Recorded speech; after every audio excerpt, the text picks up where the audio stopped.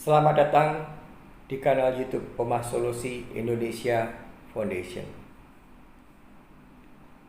Pada kesempatan yang luar biasa ini, di hari Senin tanggal 13 Juni 2022, saya akan membawakan materi yang kedua yang sangat fundamental, sangat krusial, yang seringkali dibahas oleh kolektor bank penerbit kartu kepada pemegang kartu kredit yang saat ini sedang entah itu batuk-batuk ataupun sedang menunggak hutang kartu kredit atau sudah macet.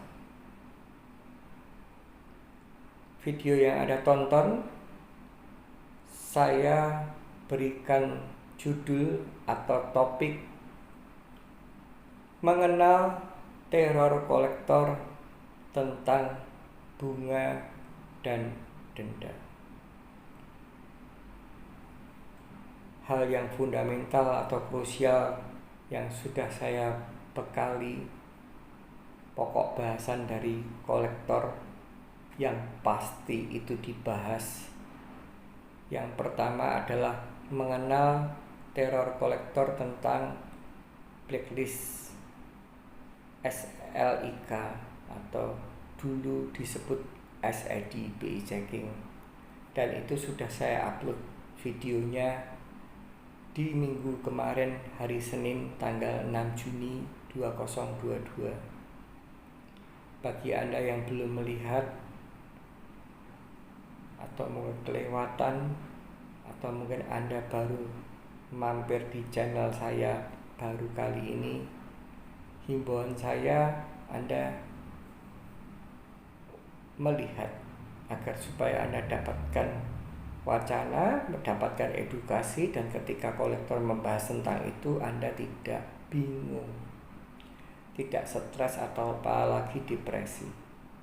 Dan ini pun juga saya membuat khusus ketika kolektor, entah itu debt call, kolektor yang datang ke rumah atau tempat bekerja, entah itu desk call, kolektor yang menelpon fixed line atau handphone, mengajak Anda membahas tentang bunga dan denda. Anda harus paham, Anda harus tahu. Dengan Anda paham dan Anda tahu, maka Anda telah mengantisipasi untuk rasa stres, apalagi untuk menjadi depresi. Karena apa yang dikatakan kolektor tentang dua hal, yang satu tentang SLIK, yang satu tentang bunga dan denda ini, dikatakan ini menakut-nakuti juga bisa, dikatakan itu sebuah kendala yang sangat-sangat penting untuk diantisipasi, antisipasi juga bisa. Oke, saya akan masuk membahas dulu apa itu bunga dan apa itu denda.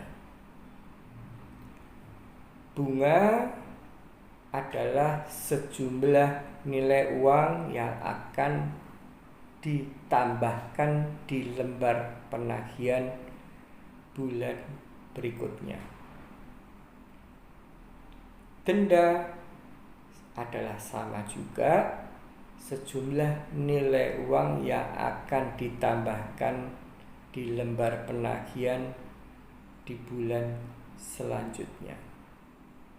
Hanya bedanya bunga ini timbul atau muncul ketika pemegang kartu kredit atau cardholder tidak membayarkan senilai total tagihan yang tercetak di lembar penagihan.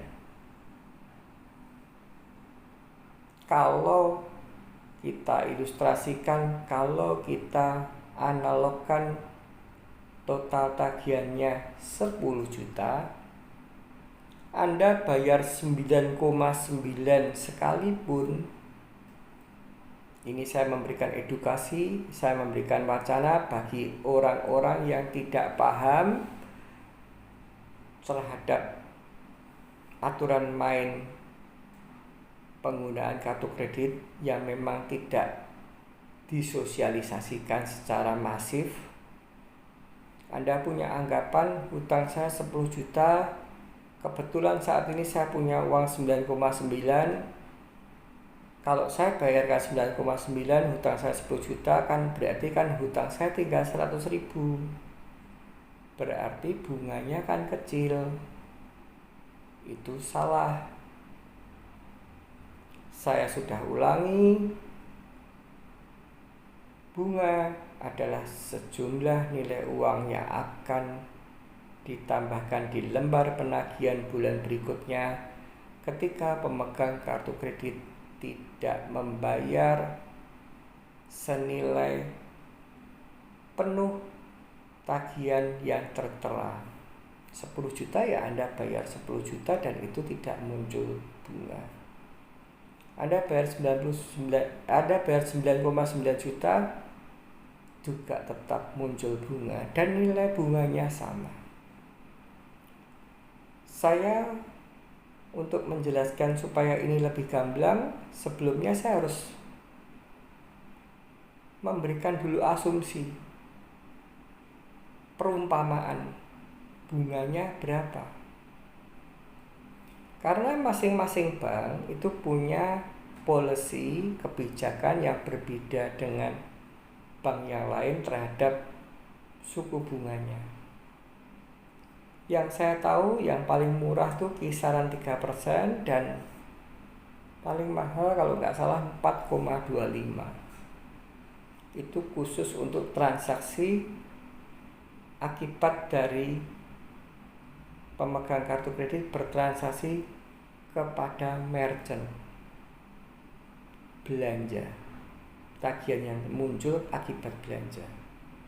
Entah itu merchant sungguhan, entah itu belanja sungguhan, entah itu merchant abal-abal atau istilahnya tarik tunai. Itu bunganya range-nya adalah 3-4 seperempat. Tapi ketika tagihan yang saat ini terjadi ini akibat dari Anda itu melakukan proses tarik tunai melalui mesin ATM, atau Anda menyetujui promo yang diajukan oleh bank penerbit kartu kredit. Biasanya bank penerbit kartu kredit ini sengaja menawarkan kepada pemegang kartu kredit yang diberi fasilitas kartu kredit dan tidak pernah untuk belanja. Bank ini seringkali menelpon pemegang kartu kreditnya menawarkan daripada Anda tidak gunakan belanja dan ini limitnya tidak terpakai, saya kirimi dana saja ke rekening Anda dan pengembaliannya adalah menggunakan tenor cicilan dengan prasyarat yang sudah ditentukan. Kalau mungkin 3 bulan bunganya sekian, kalau mungkin tenor 6 bulan bunganya sekian, kalau mungkin 12 bulan bunganya sekian, dan setahu saya tenor paling panjang 24 bulan. Jika tagihan yang muncul akibat dari yang tadi, tarik tunai melalui ATM atau mungkin pemanfaatan atau menyetujui adanya promo yang tadi ditawarkan, itu bunganya lebih besar, kisaran 4,5 sampai 5 mungkin. Oleh karena itu, karena ada dua macam, kita tidak akan bisa membahas ini secara detail karena durasinya terlalu panjang. Saya berharap Anda setuju kita memberikan sebuah asumsi 4%. Jadi ketika pemegang kartu kredit tidak membayar senilai total tagihan yang ada di billing statement atau lembar penagihan secara penuh, Anda kena 4%. Kalau kita umpamakan hutangnya atau tagihan yang terjadi 10 juta, bunganya 400.000. Anda bayar 99,9 juta, 400.000 bunganya. Anda bayarkan minimum pay 500.000, 400.000 juga bunganya. Anda sama sekali tidak membayarkan pada periode ini, 400.000 juga bunganya.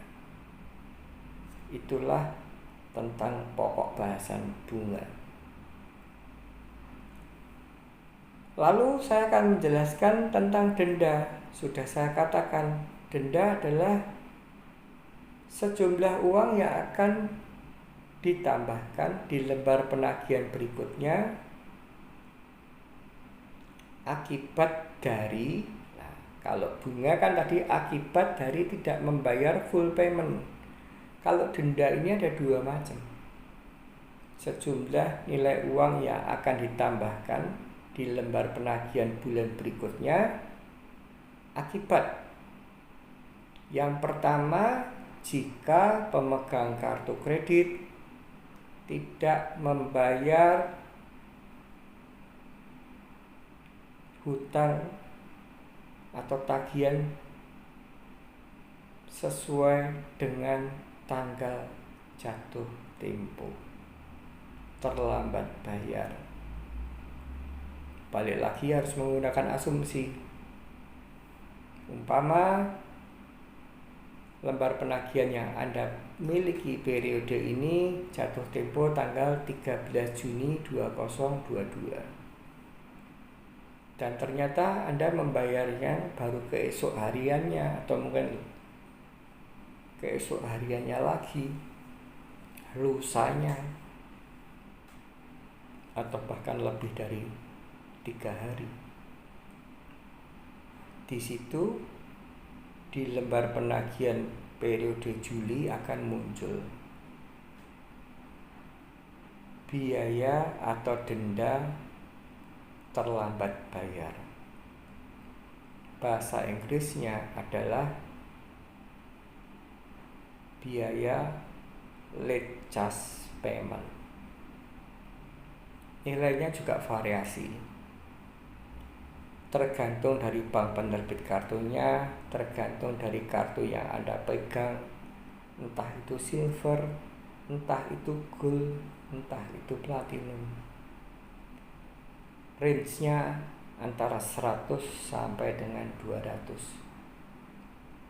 Kita harus membuat asumsi lagi, karena nanti akan mulai menuju ke sedikit menggunakan metode matematika. Kita buat asumsi kalau terlambat bayar kenanya 100.000. Denda yang kedua adalah sejumlah nilai uang yang akan ditambahkan di lembar penagihan bulan berikutnya akibat pemegang kartu kredit atau card holder melampaui batas kredit yang telah diberikan. Sama, polisi bank berbeda-beda, tergantung dari kartu yang Anda pegang. Silverkah kartu Anda? Goldkah kartu Anda? Platinumkah kartu Anda?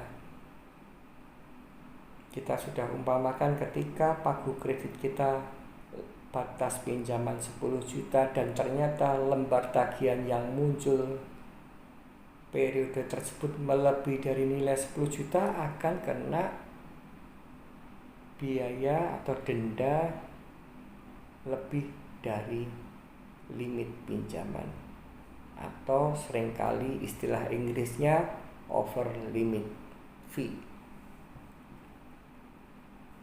Bisa 100 sampai 250.000 range-nya. Agar supaya saya bisa menjelaskan lebih detail, saya gunakan asumsinya juga 100.000. Jadi kalau bunga saya asumsikan per 10 juta 400.000. Kalau denda, entah itu late charge, entah itu over limit fee, saya berikan nilai masing-masing 100.000. Setelah ini sudah tahu, saya akan mulai masuk tentang kenapa ini bisa menjadikan pokok bahasan oleh kolektor. Nanti hutangnya bapak atau ibu akan semakin banyak membengkak. Dan ketika itu Anda tidak paham literatur, Anda tidak paham, tidak memandang secara review yang benar, pasti Anda stres, pasti Anda depresi. Saya ambil contoh ekstrim ya, tidak bayar sama sekali. Hutang 10 juta, maksudnya tagihan 10 juta, pagu kredit 10 juta, tidak bayar sama sekali. Yang pertama kali muncul adalah bunga 400.000. Menjadikan 10 juta tambah 400.000 menjadikan 10 juta 400. Tidak bayar, itu secara logika sebenarnya kan tidak tidak bayar kan berarti kan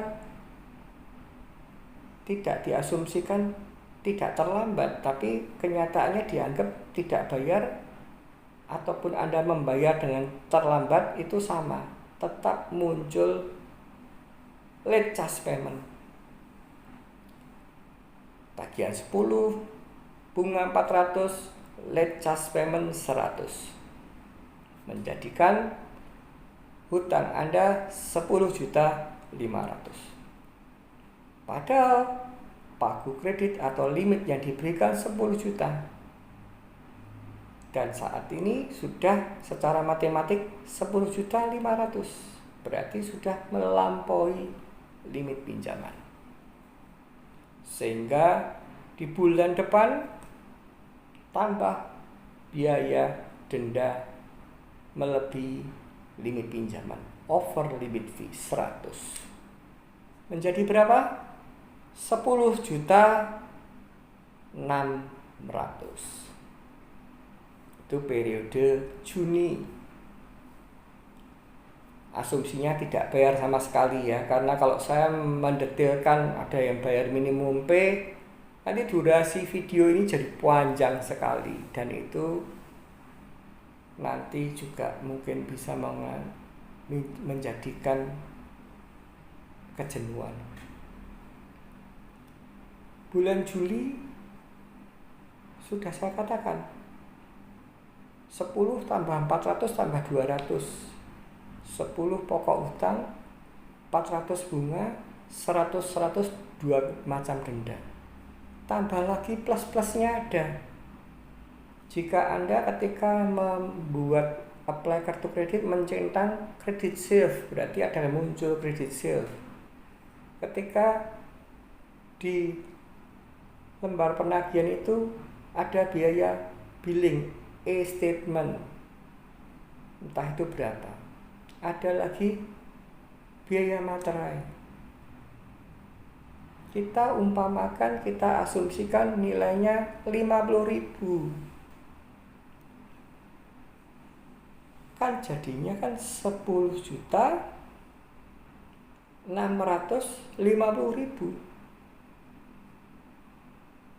Juni tidak bisa bayar lagi. Muncul bunga nilainya 4%, 4% dari 10.650.000. Muncul lagi late charge 100.000 kalau itu tetap. Muncul lagi over limit fee 100.000 lagi kalau itu tetap. Kita ambil kalkulator, kita analisa 10.650 kali 4% berapa itu bunganya. Misalnya bunganya menjadikan Tadi 400, sekarang 500. Berarti tadi kan 10.650 tambah 500 sudah 11.150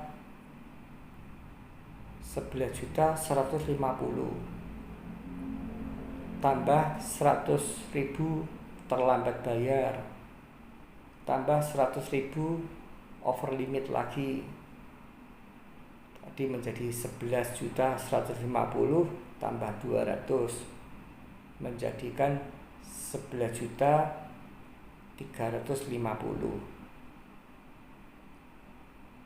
Untuk awal-awal macet, credit sale masih muncul, biaya age statement masih muncul, misalkan itu 50.000, menjadikan kira-kira berapa, karena saya tidak membawa kalkulator dan saya tidak menulis secara detail.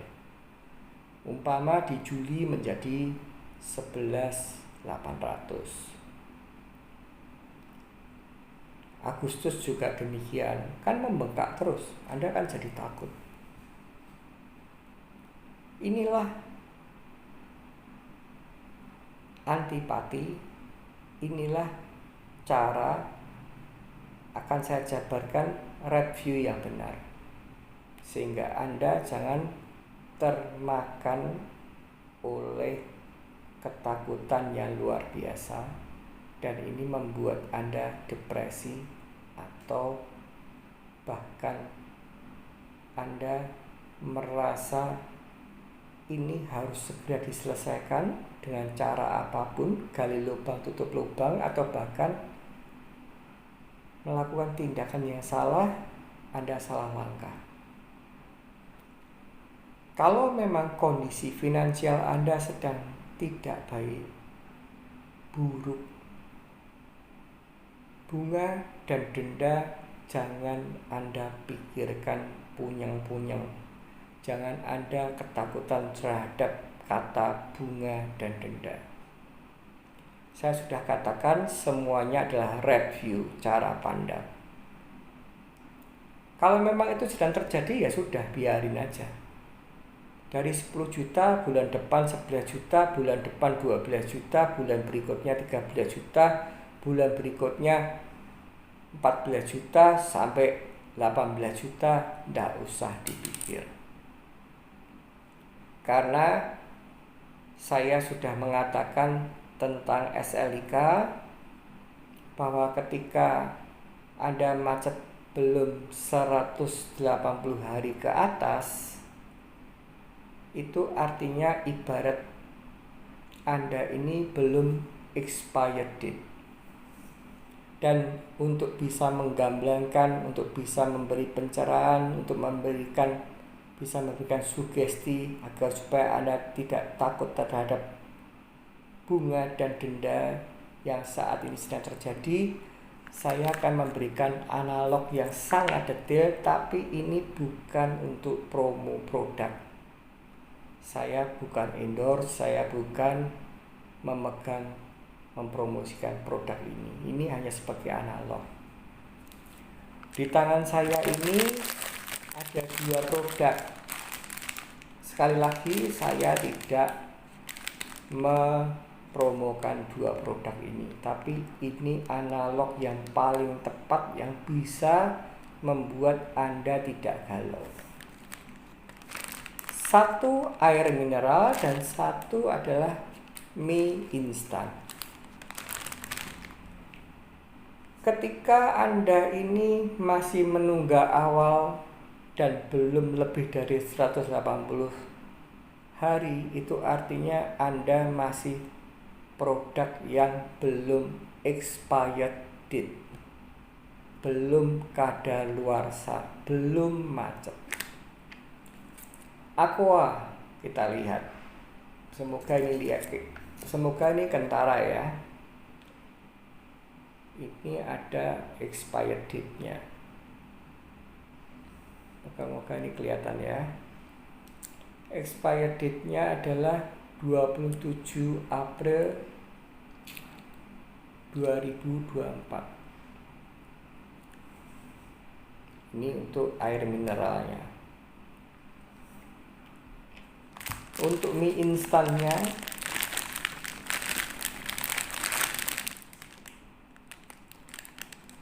mie instannya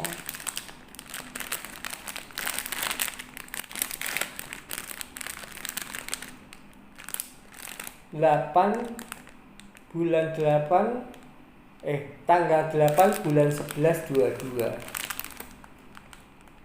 Moga-moga Anda kelihatan. Saya tidak mempromokan dua produk ini. Tidak akan pernah ada diskon, penghapusan bunga, penghapusan denda ketika hutang Anda belum macet, ketika analognya dua produk ini belum expired date, dan ketika Anda macetnya sudah masuk kolektibilitas 5, maksudnya menunggaknya, lebih dari 180 hari bahkan lebih. Semakin lama Anda menunggak, semakin besar kemungkinan penghapusan bunga, kemungkinan penghapusan denda, bahkan adanya potongan pokok hutang. Jadi kalau kita istilahkan, dikatakan kolektor ini menakut-nakuti, iya. Dikatakan tidak menakut-nakuti, iya. Dan kenapa saya menggunakan analognya adalah mie instan dan air mineral?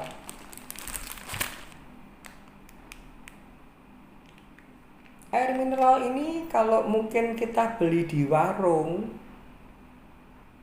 harganya mungkin di bawah 1.000. Juga mie instan ini kalau kita mungkin beli di warung, harganya mungkin di bawah 2.000. Ini analog bunga dan denda ini hampir sama tepat jika kita gunakan. SLIK itu apa tuh? SLIK itu adalah gunanya adalah ketika kita ingin berhutang lagi. Ketika kita kepengen berhutang lagi, entah itu hutang fidusia, Anda kan mau tidak mau kan harus menyelesaikan hutang. Dan di sana hutang ini kan akibat adanya tunggakan ada bunga dan denda. Sehingga yang tadinya 10 juta menjadi 12 juta, bisa menjadi 13 juta, menjadi 14 juta, atau bahkan 15 juta. Ini ibarat kita. Itu mau tidak mau, suka tidak suka. Kalau mau hutang ya kamu harus bayar dulu agar SLK-nya tertebus. Pembayaran ada dan akan timbul surat keterangan lunas, singkatannya SKL. Minggu kemarin saya sebut salah, tanpa sadar saya sebut slik. Padahal ketika kita bayar kita dapat SKL, surat keterangan lunas, dan begitu itu lunas ya sudah, Anda bisa berhutang lagi. Itu ibarat karena kita haus. Kita haus kan, yang tadi saya katakan ini di warung tidak lebih dari 1.000. Tapi beda kalau Anda belinya di kafe. Beda kalau Anda belinya di mungkin nonton bioskop atau tempat pariwisata, entah itu taman rekreasi. Di sana bisa jadi kemasan yang sama, merek yang sama, yang di warung 1.000 dibanderol 2.000. Ini semua balik kepada Anda. Anda haus enggak? Kalau Anda haus, walaupun mungkin uang Anda ngepres, namanya haus, ya sudah. Sakjane cuma 1.000 kok kon bayar 2.000. Ya karena Anda haus. Sama dengan mie instan. Di warung mungkin antara 2.000, mahal-mahal 2.500. Ketika Anda sedang di hotel atau mungkin Anda sedang di kafe, produk yang sama, Anda bisa bayarnya mungkin 3.000, 5.000, bahkan bisa sampai 10.000. Kembali lagi, saya kembalikan lagi ke red view. Maka dari itu saya senantiasa mengatakan sedia payung sebelum hujan. Kalau mau pergi supaya tidak haus, ya minum dulu. Sangu bahasanya, atau sangu. Kalau kita mau pergi sebelum kita lapar, ya kita makan dulu. Kita sangu. Sehingga ketika kita ini sudah persiapannya ada, bank mau mengatakan hutang kita 11 juta, 12 juta, 14 juta, 18 juta, itu ibarat wong Anda tidak butuh sleep, Anda tidak butuh SLIK, Anda tidak haus. Mau 20 juta pun ya silahkan, buka harga sah-sah saja. Yang penting saya tidak beli, tidak bayar.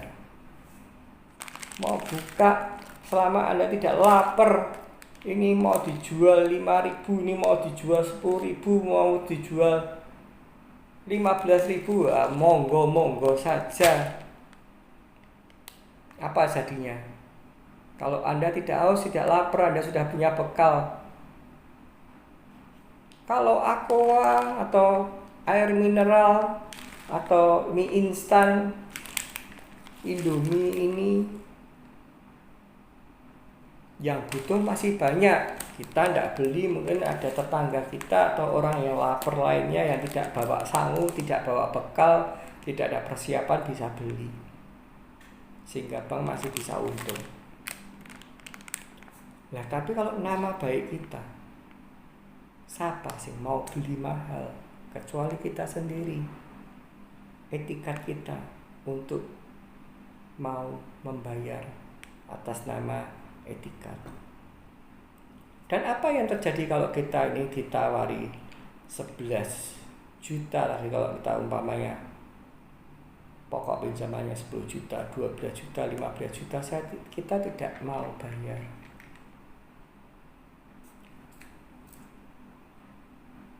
Air mineral ini 27 April 2024 dongkrok. Mie instan ini 8 November 22 dongkrok. Kita ibaratkan bank itu adalah toko yang menjual ini. Tidak ada yang mau beli, dan ini sudah tidak bisa diretur ke pabrik. Tidak ada yang menukar. Kalau sudah expired date, taruh saja, dan tidak akan ada orang yang bisa mau membeli expired date. Tidak ada orang yang berani memasak mie instan yang expired date. Apa yang terjadi? Ini akan terbuang sia-sia. Dan pada kesempatan itu, bank memanfaatkan jasa kolektor. Saya luruskan yang saya tahu.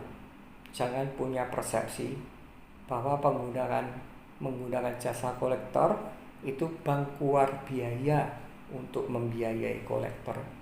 Itu salah. Ketika mereka melempar ke pihak ketiga, yang saya tahu dan ini masif sudah, bukan rahasia umum, pihak ketiga ini yang harus bayar bank loh. Jadi di Indonesia, negara kita tercinta ini kan, barang rongsok ini kan laku. Plastik bekas laku, kertas ini juga laku di kilo. Kaleng bekas ya laku, kaleng bekas ya laku, didaur ulang. Itulah adanya pihak ketiga.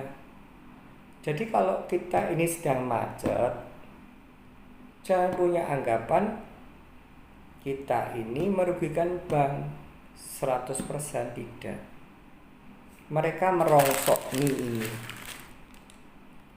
entah dijual ke asongan atau warung yang nekat menggunakan sesuatu yang sudah kadaluarsa tapi tetap nekat dimasak. Misalkan kalau ini makanan, sama dengan hutang kita. Hutang kita 10 juta ditawarkan kepada agensi, kamu cukup bayar 1 juta, tapi tak kasih waktu 6 bulan. 6 bulan kamu tidak berhasil, data itu kembali ke saya lagi, bank penerbit kartu, dan dijual lagi ke agensi lain. Itu yang masif terjadi di negara kita tercinta. Dan ini satu-satunya yang bisa menghentikan adalah mentalitas Anda. Saya tidak pernah mengajari Anda sebagai pemegang kartu kredit atau kartu holder yang saat ini sedang menunggak untuk mengemplang, untuk tidak mau bayar, atau katakanlah mensepelekan. Saya selalu mengingatkan Anda, sedia payung sebelum hujan. Anda menawar, lawang ini sudah expired date kok. Saya punya hutang 10 juta kok. Gimana kalau 5 juta? Walaupun expired date, saya bayar dah 5 juta. Ini sudah expired date. Air mineral ini sudah tidak layak minum, tapi ya sudah, saya bertanggung jawab. Ini 1.000, ya harus tak bayar 500. Mie instan ini sudah tidak layak makan, tapi saya bertanggung jawab lah. Setahu saya di warung 2.000 atau 2.500. Kalau Anda setuju, tak beli 1.500. Kalau Anda setuju, keluarkan surat approval. Dan segera setelah ada surat approval, saya akan ke bank, entah itu melalui bank, teller, entah itu ATM, saya bayar. Berbekal dari surat approval, kita meminta hak kita. Setelah kita bayar, mana surat keterangan lunasnya. Dan surat keterangan lunas itu adalah untuk menghapus SLIK. Itulah video yang saat ini saya buat. Jadi tentang bunga dan denda ini, pandanglah dengan menggunakan sudut pandang yang tepat, red view yang benar. Jangan gentar. Pokok utang 10 juta menjadikan itu 12 juta, 15 juta, 17 juta. Silahkan. Mau dibeli sama agensi A 6 bulan, tetap jangan dibayar. Mau dibeli diganti agensi B 1 juta, dan harganya selama itu tidak realistis, apalagi menggunakan tekanan-tekanan, ancaman-ancaman, menggunakan tata cara yang menyalai. Karena penggunaan kolektor ini memang selalu sifatnya adalah ancaman, intimidasi. Perangi mereka sampai akhirnya tidak ada agensi yang mau beli data kita. Dan ketika itu terjadi, sembari menunggu agensi A 6 bulan selesai, agensi B 6 bulan selesai, agensi C 6 bulan selesai, dan sebagainya, gunakan waktu itu untuk meningkatkan kinerja. Gunakan waktu itu untuk meningkatkan produktivitas. Gunakan waktu itu untuk menyisihkan pendapatan yang bisa kita tabung. Dan ketika itu sudah terkumpul dana yang cukup, Anda hubungi. Wes, ini daripada mie instanmu ini dibuang saja, atau sudah tidak ada agensi atau pelapak-pelapak yang mau beli, yo di warung 2.500 mbak, hutang saya pokoknya 10.000, dah, mau ndak kamu? Expired loh ini, expired date loh, sudah nggak layak dimakan loh, ini hanya etikat baik loh. Saya beli 1.500,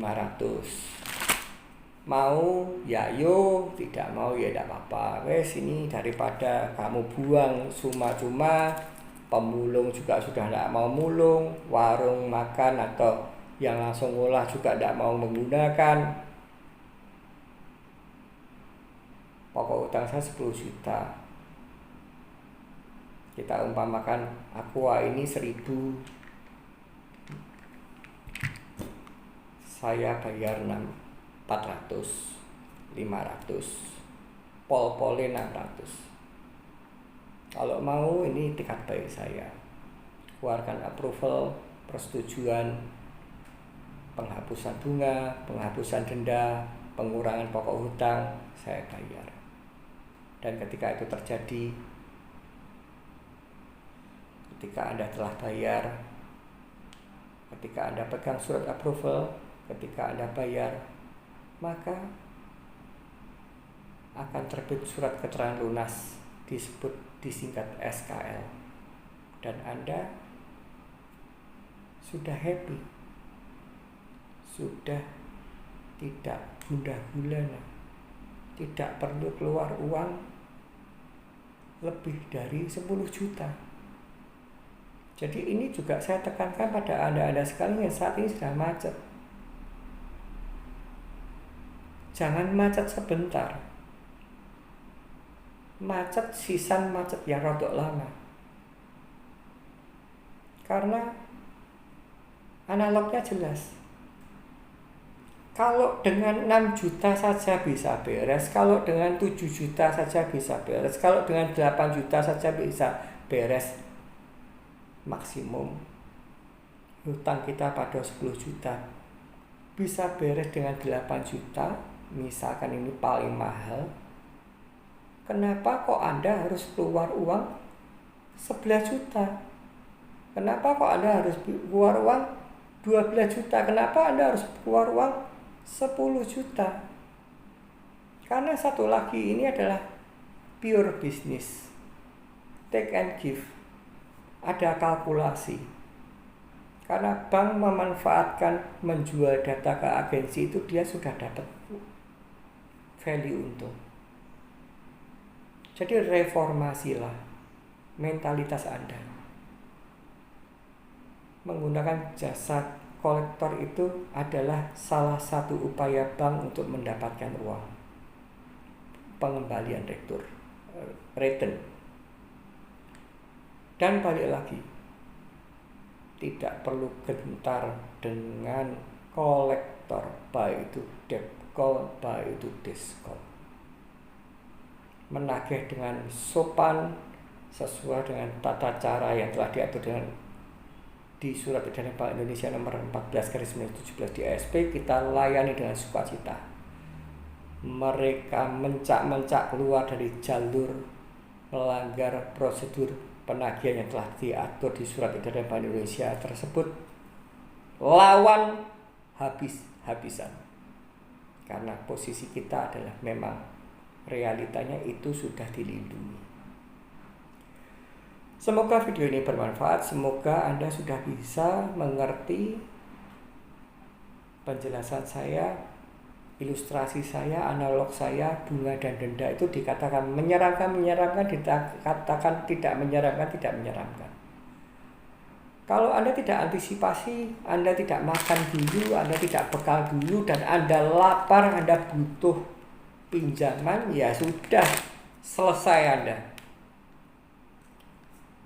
Ini yang seharusnya 2.500, 3.000 mau enggak? Siapa yang butuh? Ini yang harusnya 1.000, 5.000 mau enggak? Siapa yang butuh? Anda haus ya mau enggak mau beli. Anda lapar mau enggak mau beli. Anda butuh hutang mau enggak mau SLIK harus beres. Tapi ketika itu semua sudah Anda bisa tata manajemen, tinggal menunjukkan etikat baik ketika Anda sudah mengumpulkan sebuah dana. Jadi Anda tuh ketika gagal jangan fokus pada stresnya. Tingkatkan kinerjanya, ketahui tata caranya, penyelesaiannya. Ketika ada dana baru Anda tawar. Anda tawar semurah mungkin. Etikat baik. Naik step by step naik. Pasti nanti akan ada titik temu. Karena menggunakan jasa kolektor hanya menggunakan intimidasi, berkata-kata tidak benar, bully, sudah tidak zamannya lagi. Omah Solusi Indonesia Foundation akan memerangi itu. Anda tidak perlu stres, Anda tidak perlu depresi.